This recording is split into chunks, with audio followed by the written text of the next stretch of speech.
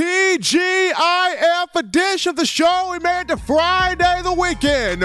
Talking nothing but that Bama football news. In my own words, yours truly, Stephen Smith of Touchdown Alabama Magazine. Happy to have you guys in here joining us, checking us out on this evening. As always, we bring you the show from the magic city of Birmingham. We stream this to you on YouTube. Speaking of the channel, you know what time it is. Go ahead right now, hit that subscribe button, smash subscribe right now. Get every friend, every family member, diehard Bama fan, casual Bama fan, consumer of Crimson Tide football to subscribe as well, because you feeling the content, you love what's going on, pass it on to the next person because they will enjoy it as well.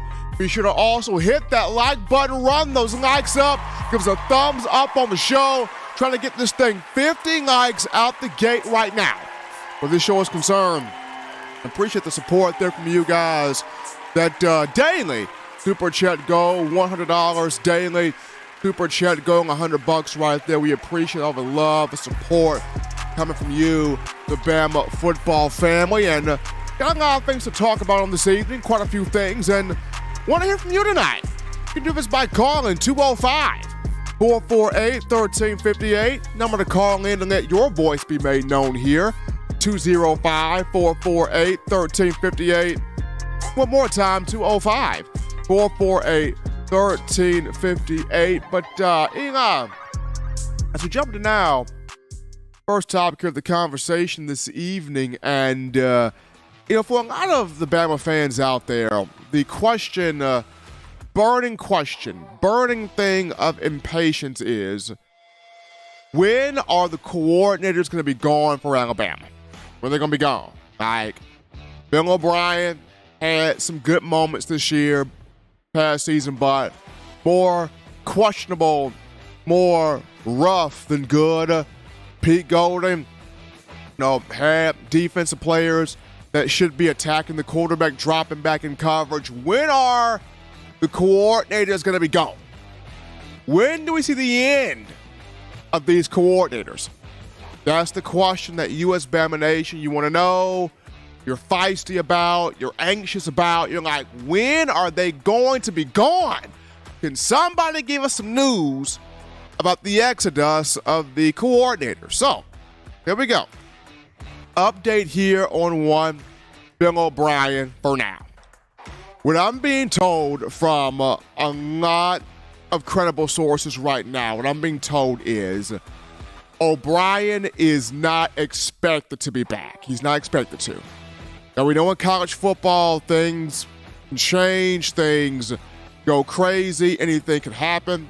But from what I'm being told, the update is O'Brien is not expected to be back at Alabama next fall. Now, I know he mentioned during the Sugar Bowl press conference that he knows NFL coaches, he knows NFL teams, great friends with people in the pros, all that good stuff. Though he says that there's no need to criticize what he's done at Alabama.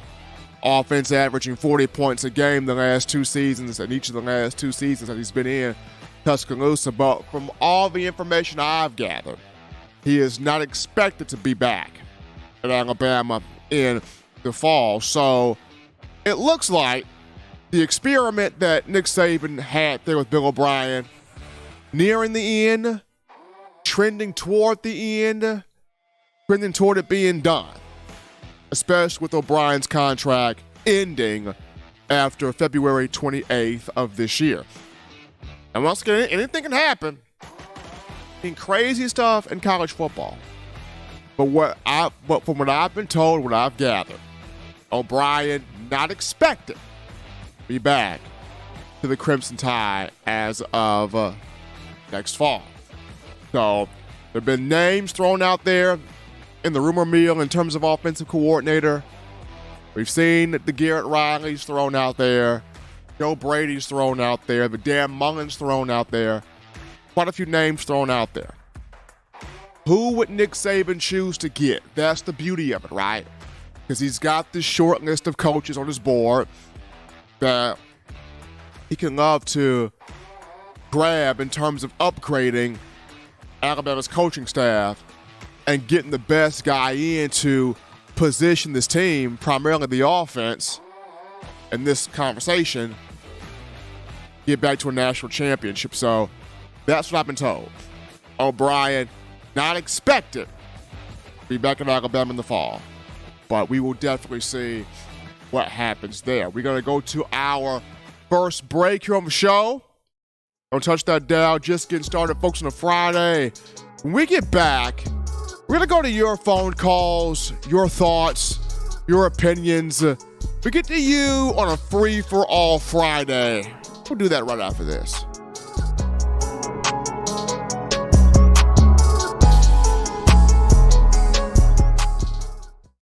Nine players have teamed up and released the Alabama Team Paper, which is a video yearbook they've put out for sale direct to fans. Now, for the first time, small dollar purchases from the fans can support the players as a group as well as a great cause, because $1 of every subscription payment is donated to the Boys and Girls Club of America. Be a 5-star fan base and support your team and a great cause with Team Paper. Check it out at teampaper.com/Alabama. Remember the taste of Grandma's delicious sweets? Emily's Heirloom Pound Cakes brings back those precious memories with just one bite. Each cake made from scratch. They make the perfect dessert to share with family and friends for any occasion, and ordering is easy. Visit emily'sheirloompoundcakes.com. Click the online store and shop. Then pick up your fresh cake at the kitchen in downtown Homewood. Order yours online at emily'sheirloompoundcakes.com. Emily's Heirloom Pound Cakes, making memories from scratch. All right, people, we're back, rocking and rolling right in here. Live action from the break. In my own words, yours truly, Stephen Smith of TDA. Hit that like button right now. Hit that thumbs up. Give us the likes there on the show. Showing that support right here to the TDA YouTube channel. Trying to get this thing 50 likes out the gate right now. Thanks to you guys for all that you do. Daily Super Chat Go, $100. Daily Super Chat Go, $100 right there. All donations appreciated. And welcome my man, Big Bill from New York. Know what it is? He dropping in that $8 love in the bucket. Appreciate Bill from New York. They're helping us out right here. We go to the phone lines to grab your calls. Call segment brought to you by the Blue Wrench Gang, 205-448-1358. I'm going to call in 205-448-1358. We grab this call. You're live on the show. What's happening? How we feeling? State your name and where you calling from? Stephen, hi. Bill from New York, man. How are you? Doing great, my man, and yourself? We're good. I donated $8 tonight because we're going to win Saban's 8th championship this coming season. I like that. You know what I mean? like that. Like that. You know, that's what I'm thinking. Now, what I want to do tonight is I want to talk about 3 positions, and I'd like to get your feedback on all 3, if you will. Okay? First of all, quarterback. Listen, I got to tell you, I'm not the quarterback expert. I've made mistakes before, and I still lean towards Simpson. But the more tape I watch on this guy, Holstein, my goodness, Stephen, this guy, he not only throws deep passes, he's got like pinpoint accuracy. He's big, and he doesn't remind, people are saying that he reminds them of Coker. Nah, I think he's got a lot more talent than Coker. I really do. I think he's got a better frame, a better build. He's taller, he's thinner, and his arm, he's just got a great arm, So what do you think about that so far? I like going back to watch Holstein's film, Bill out of Louisiana. He can rip it. The young man can rip it at 6'4". He's more athletic than I thought he was. I mean, I watch tape on him, and I see he's got sneaky athleticism. But as I go back to watch again, Holstein can put some moves on guys. I mean, he's going to come in here, as he's already enrolled early. He's going to have a shot here in spring ball to grasp this playbook in the system. But just looking at the measurables, the tools that he brings, there's quite a few things to like about Holstein. Right. Yeah, I don't expect anybody to scramble like Bryce, but as long as he can get out of trouble, this kid's got an arm. But now I want to move to running back. You know how I feel and have felt all year about Jamarian, waiting for him to play. But from the tape I saw, like this Richard Young, this kid, he looks like he's got every single thing. You know, this guy, he's got blazing speed, you know, and he's got some moves where Jamarian, like I said, to me, he's being compared I still think he's like Damien. You know what I mean? I think he's that kind of runner more than Jacobs. Like that one cut with a little more power than Jacobs had, which is just what we need. Think of what like Damien did for us in like bowl games and every place else. That guy is a player. He still is. Love what he's doing on New England. But then I got to move to offensive line. And that's the position I'm happiest about, really, because I got to tell you, I'm looking at these kids they brought in, specifically McVay, Formby, and this kid from Finland, wherever it is. These, you know who they remind me of? They remind me of guys that, like, in jail, that these guys, if they stay to themselves and they don't talk to nobody, and no one wants to fool with them. Look, if you got like 10 guys from the Bloods, they could wipe him out, but they'll leave him alone because there's going to be some like damage along the way, and that's what I want on this team. I want these mean, ugly dudes to just go and beat people up because we're the Crimson Tide. You know what I'm saying? And Steven, we're going to do that next year. We're going to do it. We're going to do that next year. I haven't really studied the defense as much, but what do you think about what I said so far? Now, Bill, this offensive line, Eric Wolford as the O-line coach, he hit every button with this O-line he recruited. Now, he's got to develop these guys. These are all his guys. Enganine, McVay, Formby, Proctor, these are all his. So he's got to develop all of these, and I think he will.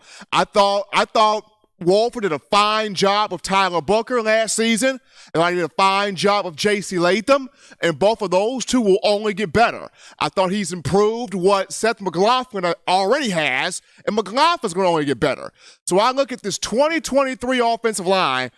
Should everybody stay healthy and Wolford hits on all these dudes, this offensive line could do what the 2015 and 2020 groups did, and that was win the Joe Moore Award. So I like this 2023 offensive line potentially if all of these guys can hit and if Wolford can get them there. Well, Stephen, thanks for taking my call. I'm so glad to hear you say that. And listen, roll tide to you and everybody here.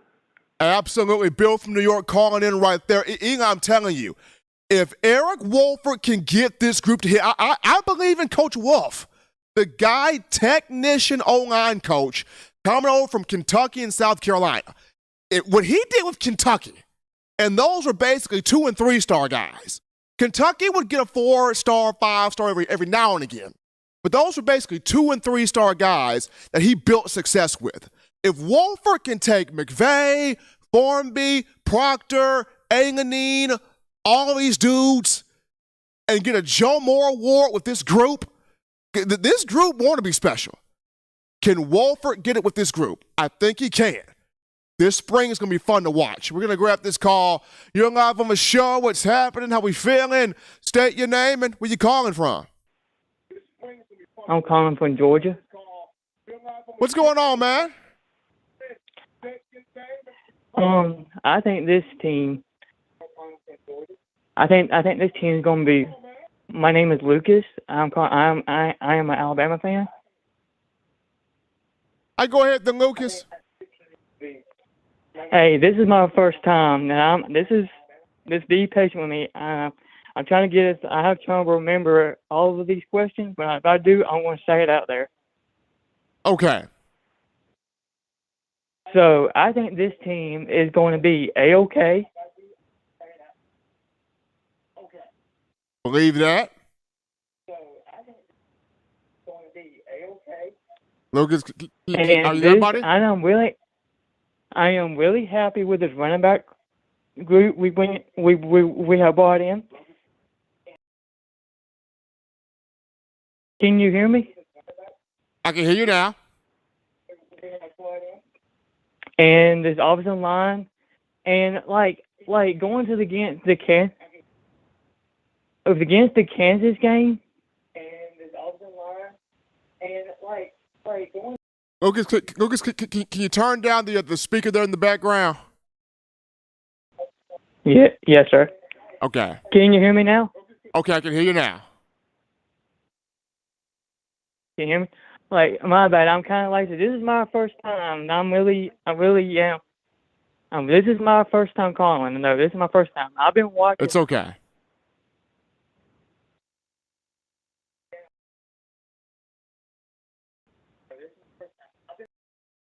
We're gonna come back. We're gonna come back to Lucas right there, man. Appreciate Lucas for calling in there. Probably gonna get the static there. I know he's got the speaker on in the background there, but we're gonna get back to Lucas real soon. But appreciate Lucas for calling in. I know he's excited about this season. He's excited about with his upcoming team. Mentioned the running back room there. Really good running back room Alabama's got, especially with Jace McClellan back and Roy Dale and Jamarian Miller and a bunch of two other guys with Justice Haynes and Richard Young. But we're going to grab this call here. You're live on the show. What's happening? How we feeling? State your name and where you calling from. Stephen, what's shaking on Friday night? Tell me some good news. Man, Waylon, I'm telling you, man, basketball team's doing great here with Nate Oates, but football program, I mean, this recruiting class that Coach Saban has brought in here, Wayne, and I mean, I'm excited for spring practice to start. Get a lot of these young guys on the field, see in what ways they can contribute, but definitely our hearts and prayers and thoughts out to the man, the legend himself, Eli Gold, the voice of Alabama football, Crimson Tide Sports Network. We got the news today, him battling a treatable form of cancer, and we missed him on the radio all season long. I know Chris Stewart did a great job filling in, but definitely missed Eli Gold and just praying his strength and battling this thing.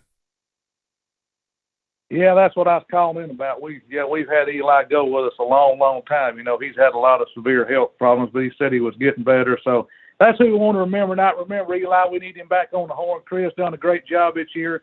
John Parker Wilson, you know, with him there, he done a great job too. So we need Eli back. Everybody, let's remember him in our prayers. But I will make this quick tonight. The Blue Ridge Gang, y'all looking good. Y'all make this the hottest show on the street, hottest show in the country, hottest show on YouTube. Listen, everybody, be safe this weekend. Enjoy the weekend. I know there's no football. Well, there's some football, but we'll make it to spring practice to see this great team Coach Saban has recruited in here. I think we're going to have some good talent come in and see a little. I wouldn't say a tremendous turnaround. 2 losses is not that bad. I mean, I saw a lot worse in Alabama history, so I'm not going to worry about 2 losses, Stephen. We'll be back. We'll be back around. You can guarantee that. But all y'all, I love y'all. Y'all be safe. We'll catch y'all next week. Bye-bye, everyone. Appreciate Waylon calling into the show on a Friday. Also, fans, be reminded, the A-Day game, Eli, we got word on that. The spring game was announced on Thursday. I believe it's Saturday, April 22nd. Saturday, April 22nd. Put that in the calendar. This year's A-Day game, Bryant-Denny, Tuscaloosa. Saturday, April 22nd. Looking forward to seeing a big crowd on hand for that one. Probably over 100,000. Needs to be over 100,000, especially with, you know, this team and the players coming in hungry to get back to the college football playoff and push for a national championship. So Saturday, April 22nd, the A-Day game. We grab this call. You're live on the show. What's going on? How we feeling? State your name and where you calling from. Hey, what's up with you, man? This is Jay from Florence. Jay, what's happening, brother? I'm with you, man. What Ply say? I'm on that other tip. I'm dressed in all black. Hey, man, look, man, I'm telling you, Jay, that this spring game, April 22nd, man, need to be over 100,000 people in there, man, because you got these young guns, they ready. You got guys coming back that want to be back, they ready. It looks like, from what I'm being told, the experiment with O'Brien, over. He's not expected to be back. Hopefully that remains the case, but I'm ready for A-Day. Yeah, we ready, but when they gonna get to letting these folks go, man? I'm hearing say other folks looking at Pete. I don't know what they looking at, but they say they want the thing with Pete is the two teams looking at Pete, Ole Miss and Texas. Those are the two. So this could be Nick Saban basically looking at Lane Kiffin and Steve Sarkisian going, hey, if you need a defensive coordinator, I got one. Here he is. So right now the two teams looking at Golding, Ole Miss and Texas. Yeah, well, somebody one of them two need to go and come get him so we can get somebody in here that want a simple, physical, tough, fast defense, man, because we're going to have a bunch of young guns everywhere. Man, these folks ain't got time to be communicating and doing all that extra P head is doing, man. Like, we need somebody in there that's going to call the play. Oh, if this happened, you already know what's going on, because it's a simple adjustment. It ain't linebacker talk to deep safety. My fault, Steve. My boy, he know P suck too, I guess. Look, Jay, even your children are saying, let us call the defense. You see what I'm saying? It's ridiculous that my 2-year-old, he ready to get Pete up out of here too. But man, I'm excited about that offensive line next year too, man. But everywhere gonna be young, so we're gonna have to really simplify a bunch of things and just get back to physical football. Just simple, man. Simple physical football. Not Bill trying to pull a guard and a tackle and all it is. Like, man, that ain't us, man. We double team and go to the linebacker. We ain't never been too much of a pool team and stuff like that. We completely abandoned the screen game offensive wise. But that's just things that we got to get. He gone. February can't get here fast enough, guys. He gone. Man, Steve, that offensive line, I got already my prediction gonna be Pritchett, Booker, Seth, Caden, and Latham, left to right. That was my exact list, Jay. That was my exact list. See what I'm saying, man? We should be big and physical, and like you say, man, all these guys, these pretty much all our old lineman guys anyways. He was at another school. He had already made these connections, so we know we got a good recruiter in here. We just need somebody to call the plays, man. Period. Man, Steve, Roll Tide. I'm excited about this season, man. I just want us to be simple and physical. I hate hearing Kirby over there talk about how physical they is and all of that, because it's true. And I know that's what's missing from Alabama. But, man, Roll Tide, y'all. Let's go, Dogs. I'm around with the Dogs just for the SEC. And it, to me, y'all, when Kirby done win, it feel like I'm proud of my little brother or something. So, I don't know. Roll Tide. I love y'all, man. Appreciate Jay from Sheffield, Trey from Florence calling in right there. And to me, it's like, for a lot of people, it's Bill O'Brien too simple, Pete Golding not simple enough. I mean, that's what I got from people I spoke with in New Orleans for the Sugar Bowl. It was Bill O'Brien way too simple, Pete Golding not simple enough. So somehow you got to meet in the middle with this thing, but we'll grab this call. You're live on the show. What's happening? How we feeling? State your name and where you calling from. Yo, Stephen, hey, man, it's Barnaby. I'm calling from Calera. Man, how you feeling, man? I'm doing pretty good. Man, I'm calling about what does TCU think they doing? They're trying to be the next Bama? I don't know if you saw the portal, but we got 3 guys from Bama that went. I saw it, man. I saw it. Ended up signing with TCU, and I'm like, what are they trying to do? Texas, Alabama? They're trying to redo Alabama all over again, aren't they? I mean, look, man, I guess they're trying to build them a little pipeline, man, because you got Tommy Brockermeyer over there now. You got Trey Sanders and you got JoJo Earl. So I guess they're trying to build. I guess Garrett Riley is trying to build him a little pipeline. I don't know. I guess so, man. But all I know is it's roll tide, and I can't wait for this new class to come in. Man, they look like some dogs. We need some dogs on the field now. And those two boys from Montgomery, they look like they can be some dogs. I tell you what. I mean, Alabama's got some dogs in this 2023 class, and it's not just the two guys from Carver and Montgomery, James Smith and Quay Russo, but Caleb Downs is a dog, Jaleel Hurley's a dog, Tony Mitchell's a dog. I mean, Richard Young, Justice Haynes, both dogs. Malik Benson as a JUCO transfer. From Caden Pratt, I mean, I think all the offensive linemen are dogs. And probably the smallest one, Raquez McElder at 6'3", he might be the most underrated of all of them. Really? Raquez McElder might be the most underrated of that group. You go back and watch his tape, you're like, mercy. He putting folks in tears on the ground. Really? Man, I can't wait to A-Day. I can't wait. So but I appreciate you taking my call, though, man. Absolutely. I watch Barnaby. the show all the time. I'm a big fan. Absolutely. Barnaby calling out Calera right there, giving us that love on the show. I'm just telling you, this 2023 class, the talent is there, the mentality is there. All it needs is the coaching. And Eli, you and I were both in New Orleans. We got a chance to talk to quite a few people, prestigious people. And they all said it, Eli. The players were there this year, or this past year. The coaching wasn't. Every prestigious person, Eli, we spoke to that has any connection with this football program, that's what they said. The talent was there 2022. The guys were there. Coaching was not. But Alabama can get the coaching there under Coach Saban. Next fall, be a different story. Gotta shout out Nona Davis, the $20 donation. Love in the bucket right there. Dancing Steven, appreciating that right there. We got Sweet Home Bama, 22 with that $10 pot donation right there. Appreciate Sweet Home Bama 22.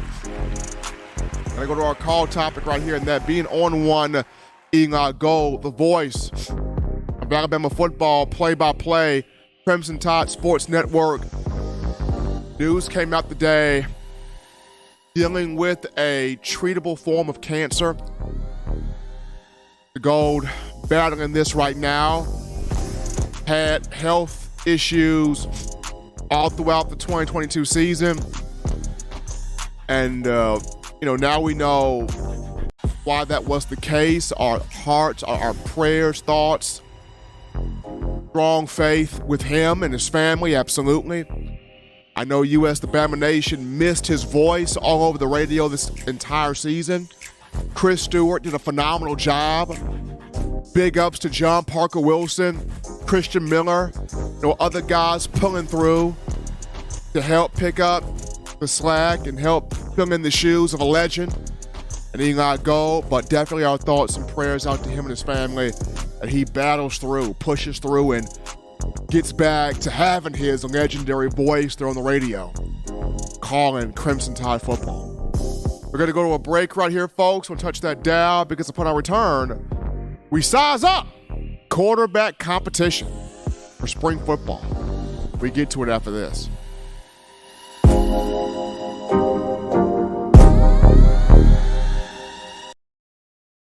Touchdown Alabama Magazine is Alabama football's premier publication. A subscription to Touchdown Alabama Magazine is the perfect gift for any Alabama fan. For exclusive news and information, recruiting updates, a free annual print magazine, and more, go to touchdownalabama.com and click join. Only $7.95 per month, or pay $74.95 for a full year subscription. That's a yearly saving of $20. Go to touchdownalabama.com today and roll Tide. All right, people, we're back into the action from the break on a Friday, TGIF edition of the show. Hottest show on the streets, talking Bama football news. In my own words, yours truly, Stephen Smith of Touchdown Alabama Magazine. Got my man Eli Walker in the production studio. Continue, people, hitting that like button. Give us that thumbs up. Like the show right there. Show that support there to us. Daily Super Chat Go, $100. Daily Super Chat Go, $100 right there. Thank you guys for that support there. Right now, Eli, we get into probably one of the biggest things Alabama fans are the most excited about, and that is the quarterback conversation. Quarterback competition. Who will be QB1 in spring and next year? Who will be the new face slinging the pigskin all over the field? You know, Alabama hadn't had to worry about that the last 2 years. Why? Because you had Bryce Young. But BY9 headed to the NFL draft, more than likely will be the number 1 overall pick. So who takes over? Who fills his shoes? Or does the best that they can to fill his shoes, I should say. In this quarterback race, quarterback conversation for next spring and next season. And the main two guys that Saban has right here, you got Jalen Milroe and Ty Simpson, the main two. Starting this thing off with Jalen Milroe, we already know the breakdown on him. Athletically, he's uber gifted. We know he can run. We saw that against Arkansas. We saw it all season. We know what his legs can do, what his footwork can be once he evades linebackers, defensive linemen, defensive backs. The question is, can he make significant growth, improvement in the passing game? Because if he can, he may be the most dangerous quarterback in college football if he can. He can make that growth. Accuracy, ball placement, timing with the receivers. Reading the defense, scheming it out from the pocket. Not bailing the pocket too fast. Letting plays develop. Can Milroe do this? If he can, could be the most dangerous quarterback in college football. And like I said, he's got from right now, or from the end of the Sugar Bowl to spring practice to get that time in. Get that time in, get with the quarterback coach, get with some receivers to push toward that improvement. Got some time to do that. But can he make that significant improvement as a passer? Because nowadays in college football, you got to have the accuracy. You got to have the placement. You got to have the timing. You got to put the ball right where it needs to be and do it all the time from different angles, from different points in the field, whether you are pressured or not. For Jalen Milroe, got to showcase that improvement because Ty Simpson is starting to grow among the fan base as he needs to be the guy. And when you look at Simpson, he's got mobility. He's got accuracy. When he left Westview High School in Martin, Texas, 41 touchdown passes his senior year, just 3 picks.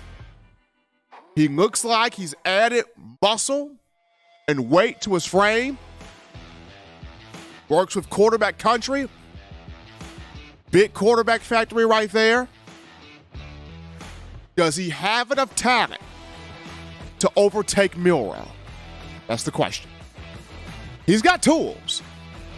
Does Ty Simpson have enough to where he can overtake Milroe? This is why this spring is so important. I remember, Eli, the 2016 spring game, right? Where you had, Blake Barnett, Cooper Bateman, David Cornwell, Jalen Hurts, all competing in that A-Day game. And everybody thought Blake Barnett was going to go off. It was his time, supposedly. People looked at David Cornwell, Cooper Bateman, know it's their time to go off. And Jalen Hurts showcased in that spring game that he had enough talent to overtake everybody in that room and become the guy. And he did just that. Here's Ty Simpson. This spring game big for him. Does he have enough talent? Has he grasped enough of the system? Does he have enough of the confidence of everybody in the room to overtake Milroe and be the guy? Got the tools. Spring practice is going to be highly intriguing. And then got two freshmen in here who are pushing both guys. You talk Eli Holstein from Louisiana, Dylan Larnigan from Georgia. Holstein, big, physical, nifty, sneaky athletic runner. Big time arm. Big time arm. Over 5,000 passing yards and 39 touchdown passes across his career at Zachary High School. Dylan Larnigan, guy was a two-sport athlete. Brookwood High School in Georgia. Played football and baseball. He's got that pitcher's mindset. He's a distributor. He's got that fastball, hard-throwing stuff there. Dylan Larnigan. But he can distribute it well. Really good in terms of football.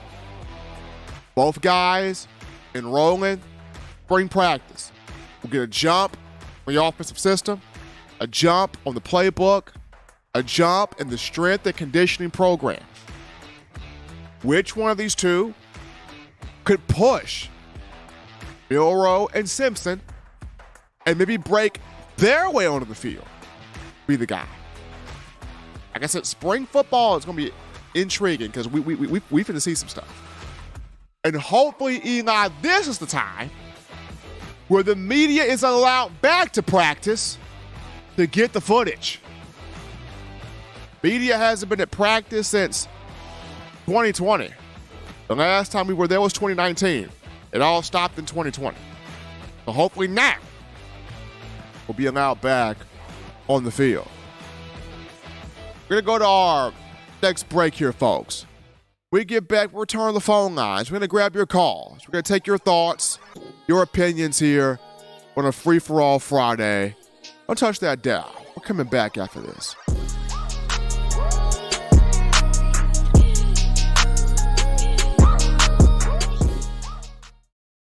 Every sports fan deserves the proper representation. Whitwell Sports introduces to you the Title Towel. Wave that Title Towel in the air like you just don't care in support of Nick Saban and the Alabama Crimson Tide. Only $9.99 and it lasts a lifetime. Head on over to whitwellsports.com and get your Title Towel today. Touchdown Alabama Magazine is Alabama football's premier publication. A subscription to Touchdown Alabama Magazine is the perfect gift for any Alabama fan. For exclusive news and information, recruiting updates, a free annual print magazine, and more, go to touchdownalabama.com and click join. Only $7.95 per month or pay $74.95 for a full year subscription. That's a yearly saving of $20. Go to touchdownalabama.com today and roll Tide. All right, people, we're back into the action from the break on a Friday. In my own words, yours truly, Stephen Smith of TDA, got the man Eli Walker in the production studio. Continue hitting that like button. Hit that like button, get those likes up. Appreciate your support right there. All donations, welcome and appreciate it. How about Eddie Rhodes with that $20 donation in the bucket right there? Appreciate Eddie Rhodes showing his love on the channel.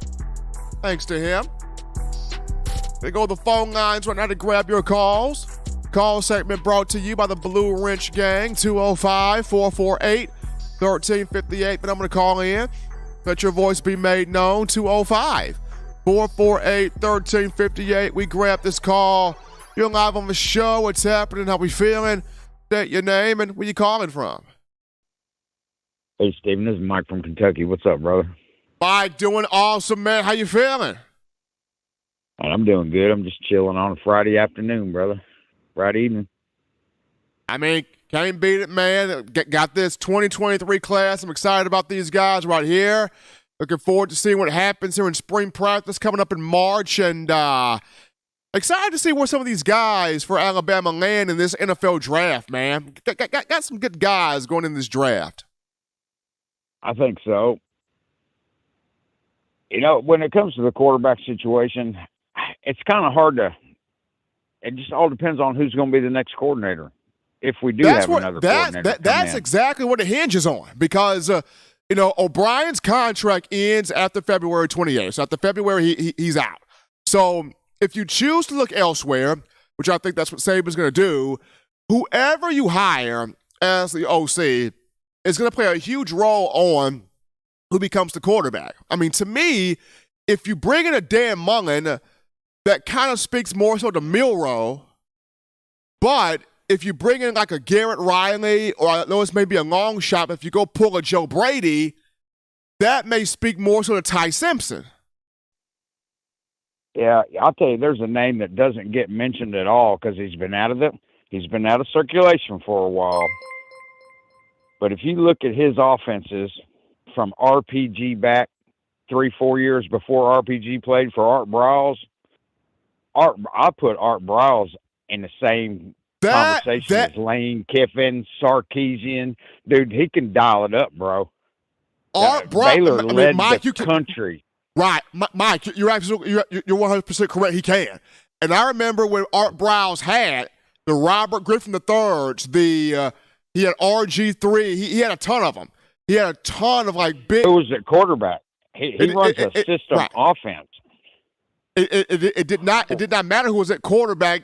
Whoever it was, Art Briles' system put up points and put up numbers.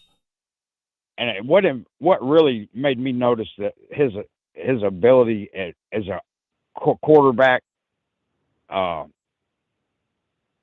assessor is, I remember watching a Baylor Kansas State game years ago, and Baylor quarterbacks were dropping like flies, bro. They were down to their fourth string quarterback, and they put that cat in. I couldn't even tell you his name, and there was virtually no difference. He's like Mike Leake used to be, dude. He slings it all over the yard. You got to defend the whole field, and if there's been a lot of guys that have had issues, and I know Art Briles he's got a skeleton or two hanging in the closet, but Hugh Freeze did too. Right. Sarkisian had issues. Lane Kiffin had issues. Bobby Petrino had. If those cats can get another job, I say bring in Art Briles, because I'll tell you another reason I like him. He's got a little age on him. I don't think he'll be in and out the door like half of our offensive coordinators. And I think Jalen Milroe would fit his system perfect. To tell you the truth, I stand by what I said about Milroe. If he can get put in the right system, he's going to be the second coming of Michael Vick next year, and I stand by that, bro. I'm going to say this. I'm going to let somebody else talk. Absolutely. I stand by. Jalen Milroe's he's a grown man. There is no way Ty Simpson's going to, when things break down, you need an athlete at quarterback. And that dude's tougher than a one-eyed alley cat, bro. I'm telling you. And he's also got great character. A lot of people, a lot of people are aware of it, but that kid, he's solid from top to bottom, man. I'm standing with Milroe. Have a good night, Stephen. Appreciate my man Mike from Kentucky calling in. A great thought from him. Art Briles. I know Art had the situation down there at Baylor, the scandal that happened that led to both he and his son, Kendall Briles, who was the OC, both leaving Baylor. Kendall Briles is now in Arkansas and has done well there. But if Alabama could get Art Briles in the Nick Saban coaching rehab clinic, that would be something interesting, Eli. I mean, like Mike mentioned, Art Briles got some age on him, so he wants that pension. He wouldn't be adept at just leaving quick. Still sharpness of mind.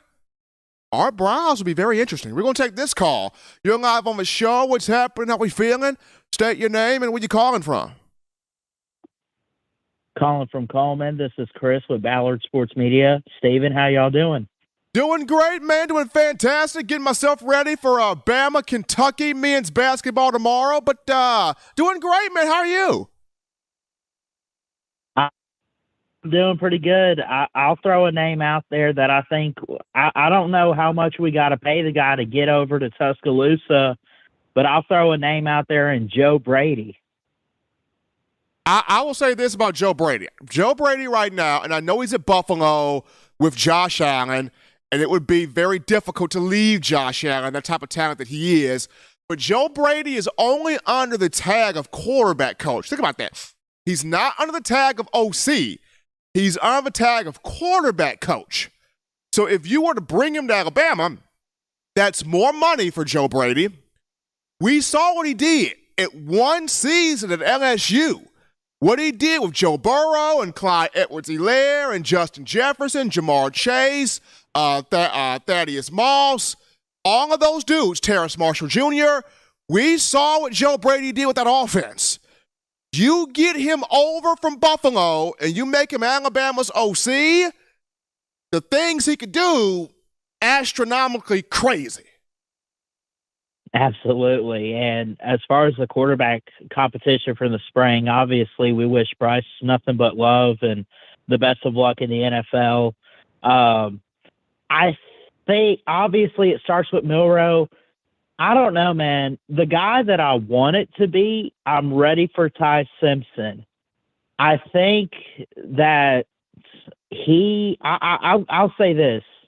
I would not be surprised if next football season he is the guy that Nick Saban turns to, because Nick Saban isn't looking at experience. He's looking at talent and just character and everything. I'm not trying to say anything bad about Milroe. I'm just saying, like, the most talented guy right now we have is probably Ty Simpson if you want to base it off high school. And if he can earn his way on the field, he can earn his way on the field. But that's who I want to see next year is Simpson. I'm ready for it. I've been watching his highlights for the past year and a half, and ever since I heard that he committed to the Tide, and he's something special. But then again, you know, if Jalen Milroe, I think Jalen Milroe in his mop-up time this year, I thought he did pretty good to earn over the offense a little bit, but I still hate we had all the close games where we couldn't see him in there. I go back to Chris, something that Mike from Kentucky mentioned in the previous call. A lot of this is going to come down to what is Saban's move at offensive coordinator. I think once we see that move, once that domino falls, and we see the face that Saban brings in, that's going to play a big clip in, okay, does this face fit better with Milroe? Does this face fit better with Ty Simpson? So what is Saban's move after February 28th when O'Brien's contract expires? That domino holds the weight. Absolutely. Hey, y'all provide amazing content for us Alabama fans. Keep up the great work. We love you guys. Roll Tide, Steven. Appreciate my man Chris, Ballard Sports Media here out of the Birmingham area, calling in to help us out here on the show. We take this call here. You're live on the show. What's happening? How we feeling? State your name and where you calling from. Hey, how you doing? I'm Paul from Herbertfield, Florida, and I just wanted to piggyback off the other guys. Two names I was thinking about for offensive coordinator, because I think we saw where O'Brien in his press conference before the bowl game, I think he knows he's out. I think he kind of knows, like, my time's done. I was thinking the TCU offensive coordinator, and also another guy that's on the shelf that's been sitting around that is amazing with quarterbacks. I was thinking Dan Mullen. I was wanting to kind of know your thoughts on that. So the guy from TCU, Garrett Riley, love him. Love what he's done with that Horned Frog offense. And depending upon how he fares in the national championship game, if TCU gets blown out by Georgia, then I would definitely make that call. If it's a close game, could be interesting. If TCU pulls out the upset some way, somehow, then you're going to have folks looking at Garrett Riley for a head coaching job. So depending on what happens here in this national championship will determine Garrett Riley, but I would love for Bama to make that move at him. For Dan Mullen, this would be really nice if you pull him in terms of Jalen Milroe, because we've seen Dan Mullen do wonders with mobile, athletic quarterbacks that can move. You go back to 2003-04, Dan Mullen had Alex Smith at Utah. Did some great stuff with him. You go down to Florida, he had Tim Tebow. What he was able to do with Tebow. At Mississippi State, you had Dak Prescott and Nick Fitzgerald. Did some great things with those two guys. Now, of course, his second stint at Florida didn't quite work the way he wanted it to.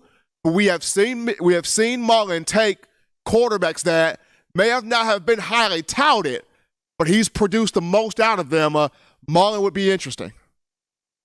Yeah, he was really good. He did a lot with, Dak Prescott was unknown and really unrecruited when he picked him up, and he worked, his magic with him. Also, I'm kind of like the other callers. I really want Milroe. I love Milroe. I think his attitude is great. He's second to none in leadership. I just want his arm accuracy to get better. But because he's such an amazing athlete and an amazing human being, and his attitude and his work ethic, I think if we can't get him on the field at quarterback, if something happens and he doesn't win it, I was thinking maybe tight end, because Bama, as you know, we can't seem to get that marquee tight end. It seems like they go to Georgia, or they go to Florida, or wherever. I was thinking Milroe, for his speed and size, would be an amazing tight end, or even receiver. Because he's a dog. I mean, the guy's got it, the it factor. And I just would hate to see him in a backup role at QB when I think he could be making just stunning plays, either as a tight end or even as a wide receiver. I was wanting to know your thoughts on that. Well, Paul, looking at Milroe, I know he wants to be a quarterback at this point, but if he was open to making a change of position, I could see tight end. I could see linebacker, just the way he's built. I could see linebacker. I could see tight end. I could see wide receiver. I could if he could cover, I could see safety the way he's built. I could see safety. I can see safety, linebacker, tight end, receiver, running back. I can see any of those positions if he wants to make that move. But I know his heart is set on wanting to show he can be a quarterback. But definitely wish the best for him in this competition because, like you mentioned, he does have the character. He does have the leadership. Mobility-wise, the guy can flat out run.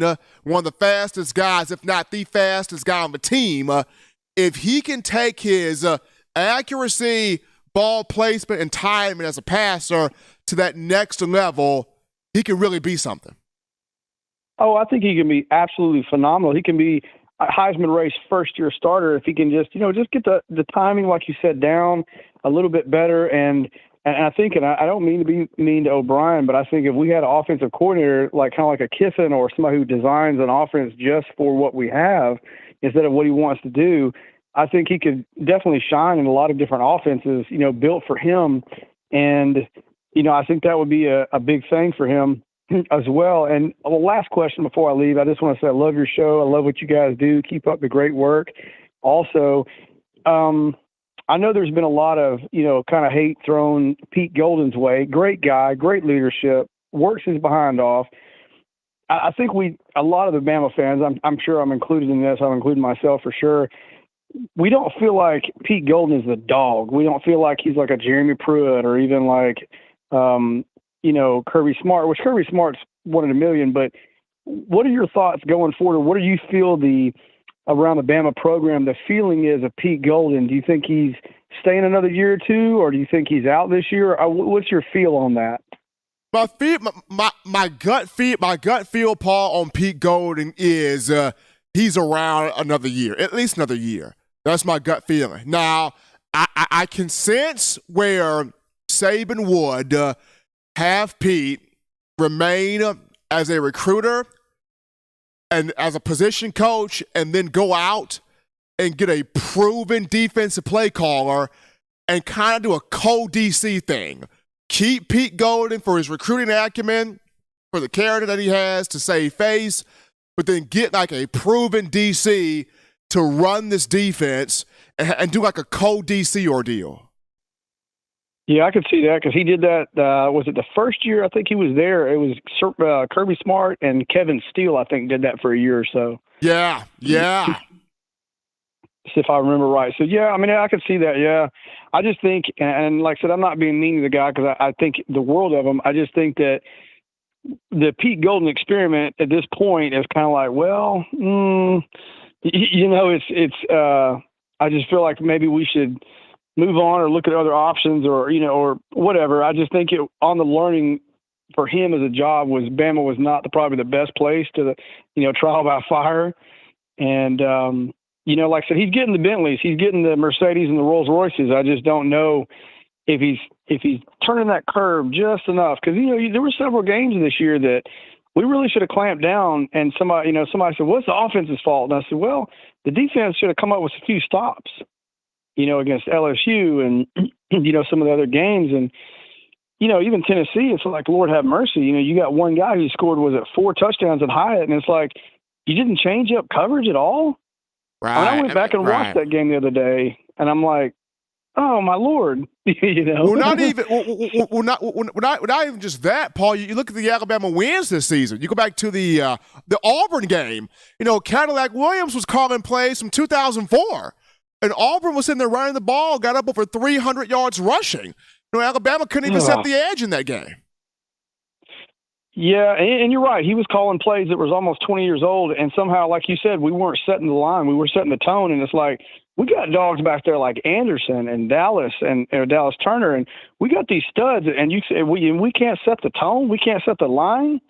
Like, that was something I felt like was concerning, kind of like you, all year.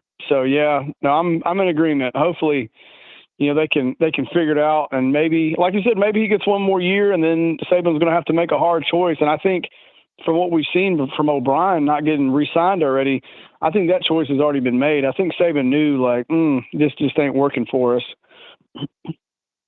All right, well, absolutely, Paul. You look at O'Brien, that contract ends after February the 28th, so we will see the motion that Saban goes on with that. But appreciate Paul calling out of Florida there, giving us his thoughts on the show. 205-448-1358. Night is up here on a Friday. 205-448-1358. We grab this call. You're live on the show. What's happening? How we feeling? State your name and where you calling from. Hey, Stephen, it's Daniel from Phoenix City. How are you? Daniel, doing great, man. And yourself? Man, I'm doing good. I went back and watched the Bama Standard. Man, those guys were not letting up about your shirt, man. Look, man, you know what? Hey, the shirt, courtesy of my wife, my beautiful wife bought that, so I got to rock it for her. So, hey, love it. Love the shirt. Hey, man, there ain't nothing wrong with that shirt. But one thing I wanted to start off saying, I'm sure you saw that Trey Sanders is transferring to TCU. Right. I have seen a ton of Alabama fans saying that, he's trash. He just couldn't keep up. I just don't think people understand how good he really is. He just had those injuries at bad times. And right. I mean, Daniel, people forget this was a high 5-star coming out of Florida, IMG Academy back in 2019. This was a young man that people were literally comparing him to guys like Ezekiel Elliott and Alvin Kamara of the NFL when he was coming out of high school. Right. This is literally a Trey Sanders that 2019 in fall camp, he's doing so much impressive things. The coaching staff was thinking he's going to take reps away from Najee Harris and Brian Robinson. And this is before, unfortunately, he has a foot fracture. In fall camp, has a foot fracture. His whole freshman year is put on the shelf. He comes back his sophomore year, and he starts to put some things together. And then the Mississippi State game, you're like, oh, holy cow, this guy's good. He has 85 yards rushing, and he goes home, gets into an unfortunate car accident that has him sustain several injuries, including a hip situation. He has to get that worked on. The poor brother just couldn't catch a break. He couldn't catch a break. When the injuries hit you like that, especially at a position where Nick Saban is stockpiling players, and you get hit at an inopportune time, that's just a bad break. Yeah, man. I mean, people just don't get it. But I mean, it's like I think I heard it was you said earlier this year that, you know, if he transferred, you wouldn't blame him, because between what we have now and what's coming in, I mean, it's going to be hard for him to break into that. And I just really hope the young man has a great career. I hope he does really, really well at TCU. I just think as Alabama fans, we should all be supportive of him. This just isn't him running out on his team. Oh, absolutely not. This is him trying to put himself in a situation where he can show that he's back to what he once was prior to all the injuries. And I absolutely wish the best for Trey and all the guys that hopped into the portal to pursue an opportunity elsewhere. But Daniel, man, we appreciate the call, man. Thank you, sir. Absolutely, Daniel, Phoenix City calling into the show. I mean, I want Trey Sanders to ball out at TCU. It didn't matter where he ended up, whether it was TCU, whether it was Colorado with Coach Prime, Deion Sanders. I want Trey Sanders to have huge success because, he was taken from Alabama in terms of injuries. There's a difference between you just got beat out and injuries robbed you of wanting to give us all of what you were as a player. Injuries robbed Trey Sanders. So I look forward to watching him have nothing but success at TCU. We're going to take this call here. You're live on the show. What's happening? How we feeling? State your name and where you calling from. Hi, Stephen. This is Will from Savannah, Georgia. Will, what's going on, brother? Nothing much. I'm concerned when people, put out like they know who they want to be the offensive coordinator and the defensive coordinator. If you go back to all of Coach Saban hires, it's someone out of left field. Yeah. It's no one that's on the checklist. Did anybody ever say, well, Nick Saban should hire Bill O'Brien? Yeah, that one will Bill O'Brien. You're right. That one came completely out of left field. Pete Golden came out of left field. Yeah, so people need to quit talk about who they think who Nick Saban should hire and really look at who Nick Saban hired in the past. Coach Saban cannot get away from New England guys, Bill Belichick guys. And I don't know why he chooses to get Bill Belichick trash. If they can't, why we need a tight end coach from New England to be our offensive coordinator? So if you look at Coach Saban's track record, look for who's on New England staff that Bill O'Brien can say, hey, Nick, take him. I mean, that's a good point. Somebody proved me wrong on that. I mean, Will, you make a valid point there. You pick up Brian Dable, who was a tight ends coach at New England. He was offensive coordinator for Alabama for one season. You pick up Bill O'Brien, who spent time in New England. He's been the offensive coordinator for Alabama the last 2 seasons. So, yes, there's valid points there in terms of getting guys from New England. Now, does Saban make that move again? Hopefully not, because New England is physically imploding right now. But we will see how this plays out. But you look at it, who's on New England staff he can get? Well, how about that guy who used to coach the Giants? That would be Joe Judge. And funny story, Thank you. Funny so story. Everybody need to. Funny story. Yeah, Joe Judge was actually a special teams guy at Alabama back in I think 2009 to 2011. Yeah. Somebody who don't make sense. That's what people need to look at for what's Coach Saban going to go at. It used to be the Alabama standard, but it's New England Patriots standard. Of lately, it's just I don't like guessing because if you look at his track record, the people who put out it's Dan Mullins and all this, it's not going to be that. If it's Dan Mullins, I'll be shocked. defensive coordinator, Pete Goldman. I understand Nick Saban want to keep Pete and all that because nobody wants him. Well, only two. Saban being go ahead. Well, only two teams right now have shown interest so far. That's Ole Miss and Texas, but those are the only two. Texas? Yeah, Ole Miss and Texas. I know, right? Ole Miss and Texas have both shown interest. I can see Ole Miss because, Pete can recruit, and plus he's still in the SEC, and plus that's a Nick Saban person, and Lane Kiffin can use that. I can see that. But I don't, if Lane Kiffin wants him, he can just go out and get him. So I really don't believe that. I mean, I don't know why Coach Saban sees it hard to find people that actually fit. Everybody talking about Jerry Pruitt.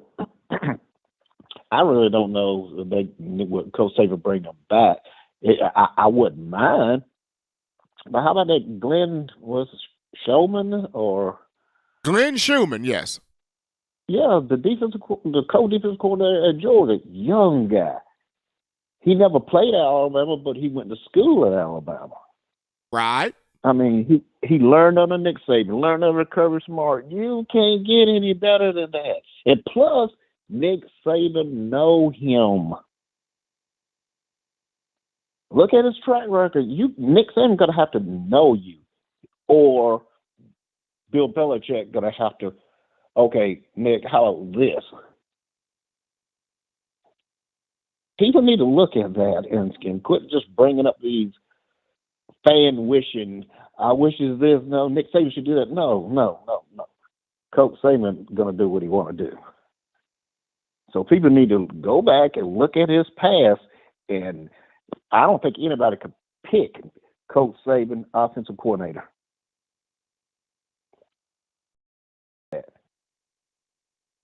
And we got too much talent, and bringing in too much talent to be wasted on pitiful coaches. And for that guy who said Art Browse, something wrong with him. Why in the world would we want Art Browse? I don't care what he done. Look what he did, covering up things of abusing women. Don't that count for something? Good point there. Do we need to hire somebody like that? Oh, he's a great offensive mind, but he let his players beat women, rape women. He covered it up.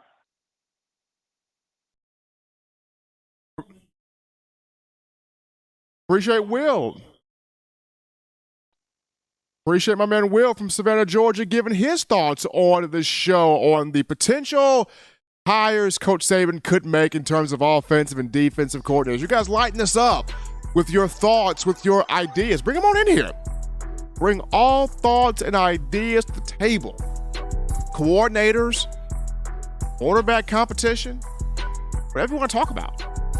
We can talk about the magical world of chess. If you want to do that.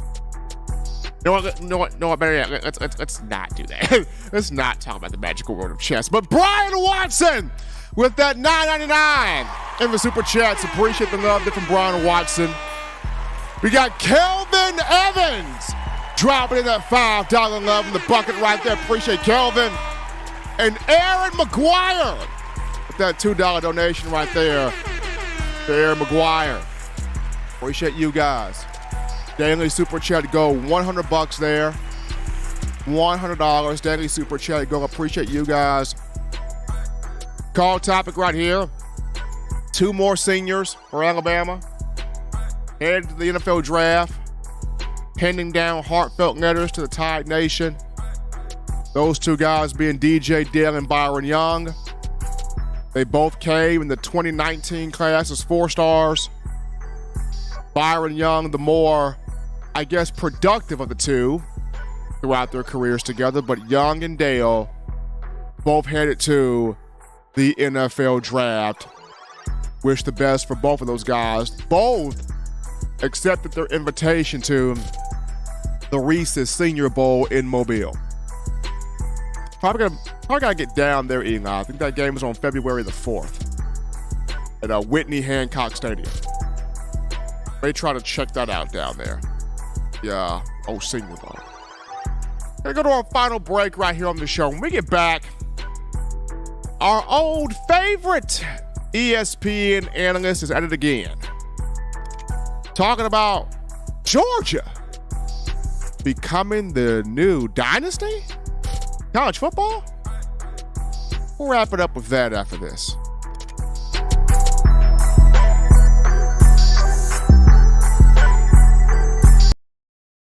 Touchdown Alabama Magazine is Alabama football's premier publication. A subscription to Touchdown Alabama Magazine is the perfect gift for any Alabama fan. For exclusive news and information, recruiting updates, a free annual print magazine, and more, go to touchdownalabama.com and click join. Only $7.95 per month, or pay $74.95 for a full-year subscription. That's a yearly saving of $20. Go to touchdownalabama.com today and roll Tide. Thank you for tuning in. Show your support right now by clicking that like button. If you haven't subscribed, hit the subscribe button now and enable all notifications to make sure you don't ever miss any of the best Alabama football news, notes, and information right here on Touchdown Alabama. All right, people, what's going on? What's going on a Friday? TGIF edition of the show. Hottest show on the streets, talking Alabama football news. In my own words, yours truly, Stephen Smith, right here. Got the man Eli Walker in the production studio. Hit that like button, baby. Get those likes up. Get those likes up. Appreciate you guys supporting the show right here. All donations, welcome and appreciated. Thank you. Helping out the show right here. We get to our final topic here, Eli, and that's our favorite ESPN analyst at it again. Being one, Paul Feinbaum, at it again in terms of college football. Feinbaum is saying that Georgia is the next dynasty college football. Crowning Georgia right now, especially if they're able to beat TCU next Monday night. College football playoff national championship game from Los Angeles, SoFi Stadium in California. Georgia would have back-to-back national titles under Kirby Smart. Only a few other programs have done that. Only a handful of other programs have done that. But Paul Feinbaum is saying, hey, if Georgia wins next week, they're the dynasty. They've overtaken Alabama. Georgia, the dynasty. College football. In which I go, really?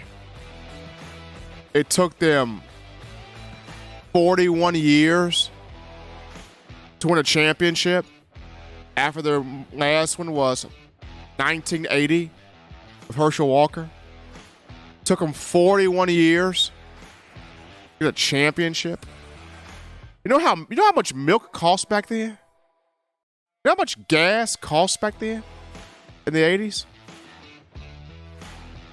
Took them a long time to get a championship. They finally get one this past year. It was great for Georgia. Finally got one.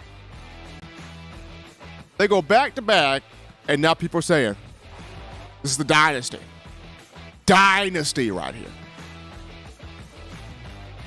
Try going on a decade-plus run where every year you're in the conversation for a national championship. Try going on a decade-plus run where people can't even start discussing national championships without your name being first in the conversation. Try going on a decade-plus run where opposing fan bases have signs. We want you. You're not seeing people walking around with signs saying we want Georgia. And you're not seeing that. People are walking around with signs saying we want Bama. That just shows you the greatness of this program in Tuscaloosa. I mean, Georgia's on the verge of winning back-to-back titles, but Alabama just got the number one recruiting class. Like 10 5-stars. Alabama pulled some of the best players from Georgia in this class. Bulldogs wanted Caleb Downs. Bama got him. Bulldogs wanted Justice Haynes, a Georgia legend. Bama got him. Bulldogs wanted Dylan Larnigan, 4-star quarterback. Bama got him. So you're on the verge of winning back-to-back titles, but yet Crimson Tide pulls in the number one class, which included 3 of the top guys from your state of Georgia. But Georgia, according to Feinbaum, the next dynasty. People are really throwing that term around loosely. But get into now Feinbaum and Coach Saban. Feinbaum also mentioned, 2022 being Saban's worst coaching job at Bama. That he underperformed. That it was bad, awful, terrible. He was a heavy, heavy favorite. By 11 wins and getting to the Sugar Bowl, Bama's like, nah, this is worst coaching job at Bama. By Nick Saban. Then he goes, Kirby's got the energy, got the passion, got that fire. Kirby is what Nick Saban used to be. And now Saban, he's toward the end. Going toward the door. Saban don't look like he used to. I mean, boy, oh boy, people next season. Like I said, if Saban hits on the offensive coordinator, gets this defensive play calling figured out, and a lot of these players hit next season, national championship. Players hit, get the right OC, fix the defense, Alabama football, national championship next season. It's just interesting, man. Georgia, the dynasty. I'm going to watch this national championship next week between Georgia and TCU. I'm going to watch this. I'm not even going to have a score prediction. I'm just going to watch it just off the entertainment value. I got to see it. I got to see it. I mean, does Georgia really overtake Alabama as the dominant program in college football if it wins next week? Does Georgia overtake Bama? Does Georgia, with back-to-back titles, overtake Bama's body of work, regardless of the last 2 years? Something to think about that. Does Georgia winning back-to-back titles, should it win on Monday of next week, does it really overtake Alabama's body of work under Coach Saban, which includes 6 national championships?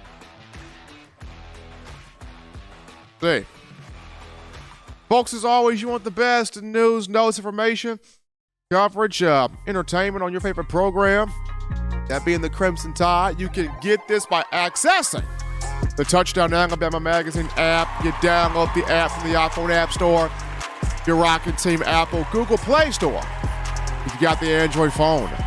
For your audio needs, check us out, iTunes or Apple Podcasts, Spotify, Stitcher, Spreaker, TuneIn Radio, Overcast.fm, Google Play, or iHeartRadio. We got you covered. The good and gracious Lord sees fit out trying to be back on Monday, continuing the conversation. Tide football. Remember, Bama fans, you can purchase individual copies of Touchdown Alabama magazine. Have those sent to your door. That link found in the description.